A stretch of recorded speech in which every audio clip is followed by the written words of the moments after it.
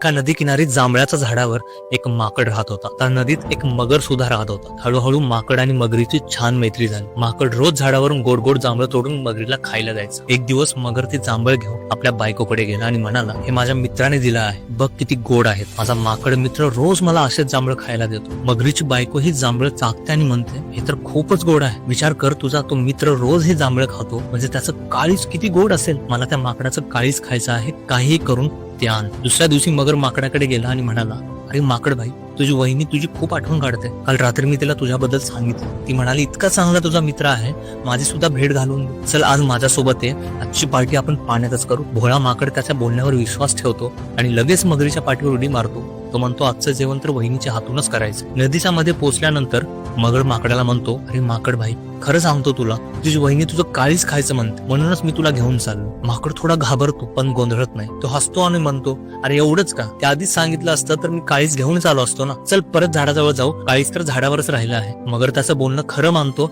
आणि परत फिरतो. जसेच झाडाजवळ पोहोचतात, माकड झपकन उडी मारून झाडावर चढतो आणि वरून ओरडतो, जा रे धोकेबाज, मी तुला मित्र मानलं, तुझ्यावर विश्वास ठेवला आणि तू इतका मोठा फसवा निघलास. जा, मला पुन्हा कधीच दिसू नकोस. मगर लाजून शांतपणे तिथून निघून जातो. त्या गोष्टीचा अर्थ एवढाच आहे, आजच्या जगात प्रत्येक वळणावर फसवणूक आहे. सावध राहायला शिकलो नाही आयुष्यात कधी ना कधी पण ही एखाद्या धोकेबाजाचा बळी ठरू.